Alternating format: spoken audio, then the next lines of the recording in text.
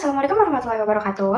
Perkenalkan, saya Kilana Jolfati dari Prodi Psikologi 1D, Fakultas Psikologi dan Kesehatan. Pada video kali ini, saya akan menganalisis salah satu kasus untuk memenuhi tugas UAS ujian akhir semester pada mata kuliah Psikologi Perkembangan dengan dosen pengampu Bu Hikmah. Langsung aja kita ke kasusnya. Jury at the trial of the neighbour accused of murdering Joanna Yates have been shown the inside of her flat and the verge where her body was found on Christmas Day. Kejadian kasus kriminal ini terjadi di UK, kota Hampshire di Inggris. Joanna kerja di salah satu perusahaan arsitektur di kota Bristol bersama sang kekasih yang bernama Greg. Pada hari Jumat, tanggal 17 Desember, Greg ingin merayakan Natal bersama keluarganya di Hampshire. Tetapi Joanna tidak mau ikut karena katanya ingin me time dan memutuskan untuk merayakan Natal di Bristol bersama teman-temannya. Sepulang kerja pada pukul 8, ia mampir di sebuah minimarket untuk membeli pizza dan minuman untuk dibawa ke acara Natalnya. Tak lama kemudian, sang kekasih menghubungi Joanna, tapi tidak ada respon hingga tengah malam. Tapi Greg tidak terlihat cemas sampai pada suatu pagi Joanna pun belum juga merespon Greg.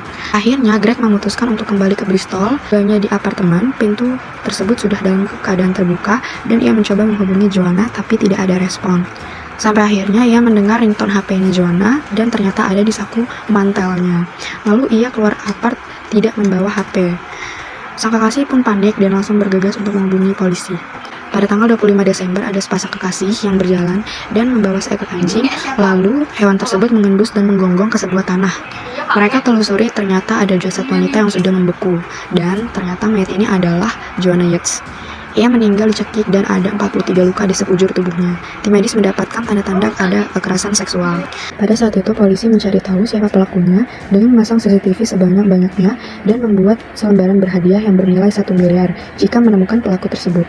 Akhirnya ada salah satu tetangga atau selaku saksi mata bahwa bapak apartemen yang bernama Christopher dari Joanna yang telah membunuhnya. Polisi pun segera meminta keterangan, akan tetapi Christopher dinyatakan tidak bersalah. Dan ternyata orang yang selaku saksi mata ini adalah orang yang sudah membunuh Joanna dan memfitnah Christopher.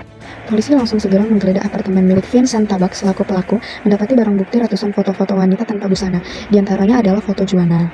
Menurut polisi, saat kejadian tersebut Joanna sendirian di kamar, dan Vincent mendatangi apartnya. Lalu saat pintu dibuka, Vincent langsung segera masuk dan menyekap Joanna, serta melakukan hal tidak senonoh.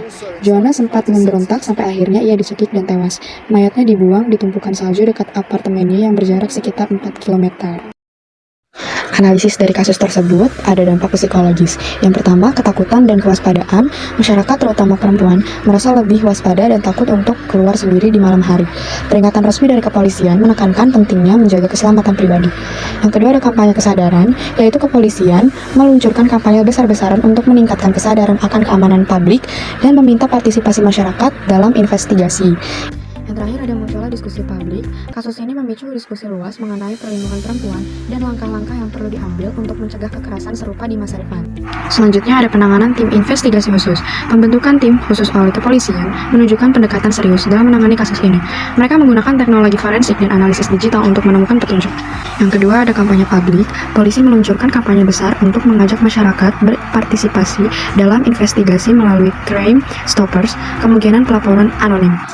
Yang terakhir ada peringatan untuk masyarakat.